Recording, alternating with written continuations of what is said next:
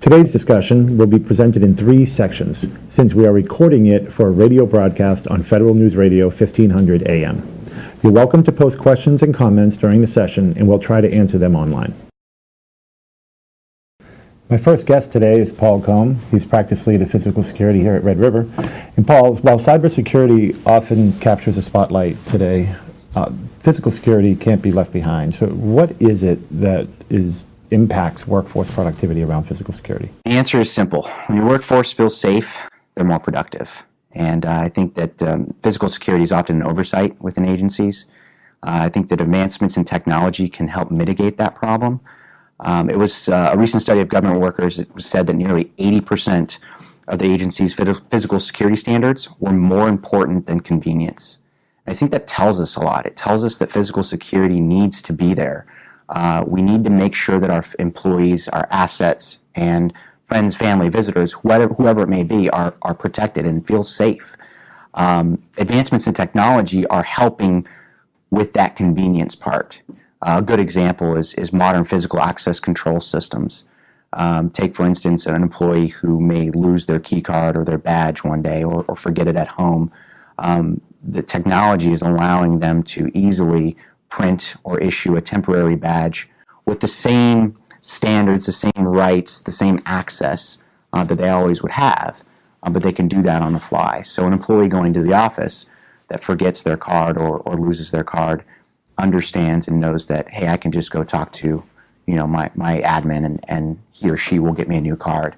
And the same thing goes for the admin, right? It makes it easier for that person to print the card and issue that temporary badge so that everyone can go on, doing their job and hardly any time is wasted. And I think it's also important to note that physical security, given for instance like video surveillance, is not often a positive thing, right? Video surveillance can be a threat. Employees can feel threatened by video surveillance.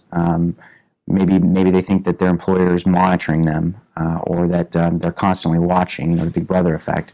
And that's not always the case. So I think it's important for agencies to really instill that positive message that, hey, we are advancing and modernizing our system by the use of technology to better the safety for everyone involved. All right. Are there specific challenges that are driving physical security advancements? Older technology needs to be updated. I think that's the biggest challenge. We're starting to see, we still see a lot of older analog technology out there, disparate systems that don't talk to each other, and this can cause a big problem when it comes to risk mitigation, how we handle certain situations. I think the use of analytics, video analytics in particular, are starting to gain adoption, but it's still at a much slower rate. And agencies need to realize that the use of video analytics can really help with business intelligence and getting to that quicker ROI. And I also think the last thing is regulatory compliance. I think that there are some drivers out there that are causing or helping the upgrade of these systems, but we're not seeing it at the rate that we'd like to see. Regulatory drivers like HSPD 12 or FISMA, FICAM are there, and agencies need to abide by them and upgrade their system, but it's still a challenge, I think, for a lot of government agencies. All right. And so what are the key areas that agencies should consider in order to protect and defend themselves against a physical security breach? Sure, yeah. I think this goes back to your traditional 3 or 4 core areas within physical security. It starts with video surveillance. Video surveillance has been a major component for years, and it always will be. So I think that they need to start by looking at how we can upgrade those systems, how we can utilize high-definition technology. We're living in a digital world, so everything needs to be networked. There's a lot of benefit and cost savings that we can look at from network solutions. Same thing goes with access control. Do we have the ability to remote lock down our facility? Do we have the ability to see who's coming in and out from remote locations? I think that's an area that needs to be focused on.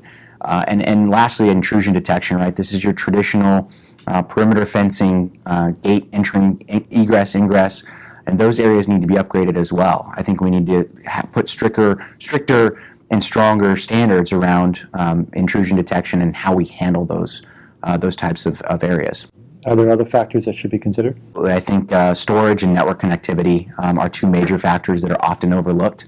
the sudden influx of data, the sudden influx of high-definition video is causing the need for more storage. And we have to have the bandwidth. If we don't have the bandwidth, none of our systems work, and we know that in the IT world, right? So we have to really take a holistic look and see what's impacting all this data that's coming in, and how we manage that from a storage and network connectivity perspective. Okay. Well, we're going to have a short break here, and I'd like to thank my guests, Paul Cohn, a practice lead here at Red River in physical security. I'm Jeff Sessions, your host.